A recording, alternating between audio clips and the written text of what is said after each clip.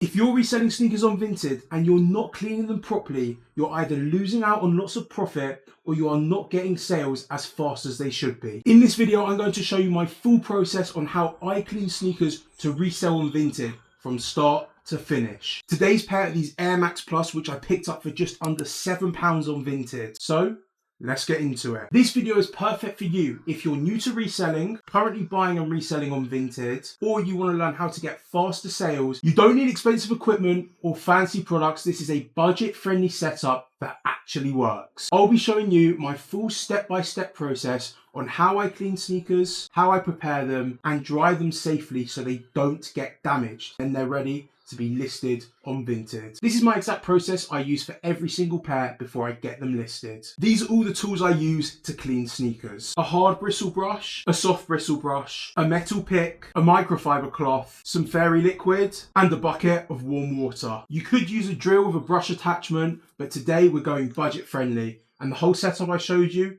costs less than a tenner. First things first, I inspect the shoe. We're checking for heel drag, sole separation, any stains or bad smells coming from the shoe, and just an overall inspection of what we're working with. This helps me decide how much effort I'm going to put into actually cleaning the shoe and if there's any flaws that I do need to look out for or repair along the way. I start by pulling all of the stones out of the grooves of the shoe. And to be honest with you, it's kind of therapeutic. Then using a hard bristle brush, I'm going to brush off any debris that is currently left on the shoe. And now we get foamy. All I do is wiggle it around in the hot foamy water, and now we start to brush. Make sure when you're cleaning, you're trying to get between all the grooves and all the crevices of the sole. Voila. Now we rinse the brush and we start working on the midsoles.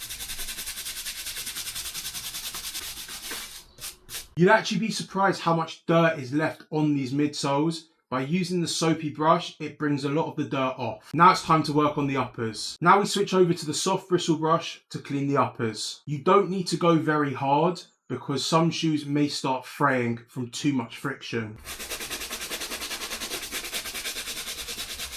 Now we've cleaned all parts of the shoe, I'm just going to use a microfiber cloth to get off any residue of the soapy foam and get the shoe nice and dry.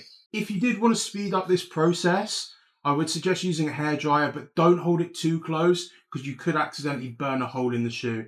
And trust me, I've done that before. Whilst you're drying the uppers, you want to get all the soap out between the grooves, and this shoe is now ready to be prepped. First things first, we've got to stuff the shoe so it looks full and looks very good on photos. For that, I'm literally just going to use a blank sheet of newspaper. So what I'm going to do is just tear it in half like this, scrunch it up, and I try and slightly mold it to the shape of the shoe. As you can see, it's much narrower at the front, so it's not going to need as much newspaper here. And because it's newspaper, you can just press on it slightly to adjust to the shape of the shoe. And just like that, we have got a full toe box. Now with the other half, I'm going to do the exact same thing, and this is to fill the middle of the shoe. You don't want to overstuff the inside. With this newspaper, less is definitely more, because if it's too stuffed, the shoes look kind of stiff. And now we get to lacing them. Thankfully, this pair isn't too bad. So all I'm going to do is just tighten the laces where I can. You don't want to go too tight because then the shoes don't look great.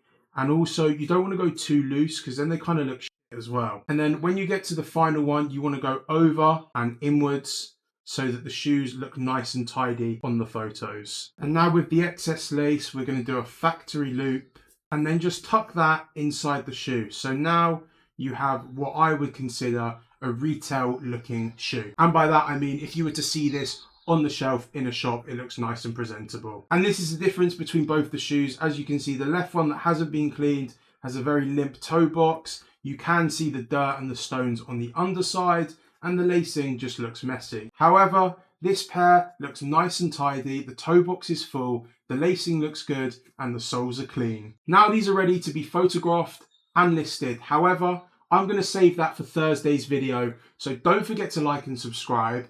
And of course, if this video did help you, please let me know in the comment section down below. I will see you on Thursday, where I show you exactly how to sell these back onto Vinted. Thanks for watching. Peace.